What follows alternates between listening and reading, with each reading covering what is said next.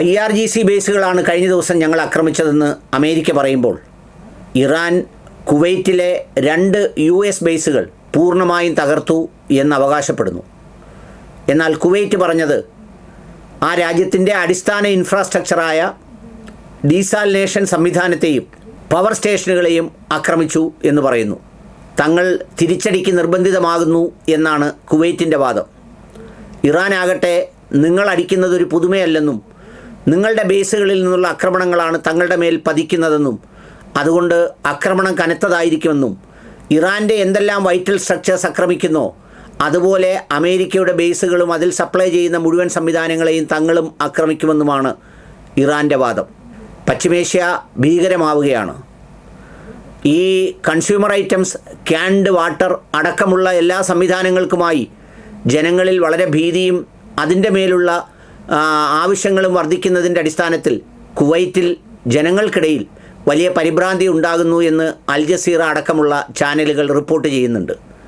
Desalination പ്ലാന്റുകൾ ആക്രമിച്ചാൽ സ്വാഭാവികമായി ഉപ്പുവെള്ളം ശുദ്ധീകരിച്ച് തരുന്ന സംവിധാനത്തെ ബാധിച്ചാൽ അത് ശുദ്ധജലക്ഷാമം ഉണ്ടാകുമെന്നും തങ്ങളുടെ ജീവിതം വല്ലാത്ത കെടുതിയിലേക്കെത്തുമെന്നും അവിടുത്തെ ജനങ്ങൾ വിശ്വസിക്കുന്നു. അതുകൊണ്ട് തന്നെ അത്തരം കാര്യങ്ങൾ കൂടുതലായി അവർ വാങ്ങിക്കുന്നു. യുദ്ധങ്ങൾ വരുമ്പോൾ പ്രധാനമായും പാനിക്കാവുന്നത് അടിസ്ഥാന ആവശ്യങ്ങളുമായി ബന്ധപ്പെട്ടാണ്. വെള്ളം, ഭക്ഷണം തുടങ്ങിയവയാണ് മനുഷ്യൻ്റെ അടിസ്ഥാനപരമായ ആവശ്യങ്ങൾ. അല്ലാത്ത സന്ദർഭങ്ങളിലാണ് നമ്മൾ കൂടുതൽ സാമ്പത്തികം, ഇൻവെസ്റ്റ്മെൻറ്റ് ആ ചിന്തയൊക്കെ വരിക. അത്തരം ചിന്തകളിൽ നിന്ന് മാറി ഇതിലേക്ക് വരുന്ന ഒരവസ്ഥയിലേക്കാണ് കാര്യങ്ങൾ എത്തപ്പെടുന്നത്. കഴിഞ്ഞ ദിവസം അമേരിക്ക അടിച്ചത് കുറച്ചുകൂടി ഷാർപ്പായിട്ടാണെന്നാണ് അമേരിക്ക പറയുന്നത്. കാരണം ഇറാൻ്റെ ആക്രമണത്തിൽ തങ്ങളുടെ 3 നാവികർ കൊല്ലപ്പെടുകയുണ്ടായി. അതിൻ്റെ തിരിച്ചടി എന്നോണം കനത്ത അടി അടിച്ചു എന്ന് ട്രംപ് പറയുന്നു. ആ കനത്ത അടിക്ക് പകരമാണ് കുവൈറ്റിലെ 2 എയർബേസുകൾ പൂർണ്ണമായും തകർത്തു എന്നാണ് അവകാശപ്പെടുന്നത്. കുവൈറ്റ് പറയുന്നുണ്ട് അതൊക്കെ ഇൻ്ററപ്റ്റ് ചെയ്തു എന്ന് പറയുന്നെങ്കിലും അവരും സമ്മതിക്കുന്നു തങ്ങളുടെ അടിസ്ഥാനപരമായ സിവിൽ ഇൻഫ്രാസ്ട്രക്ചറിനെ ആക്രമിക്കുന്നു എന്ന്.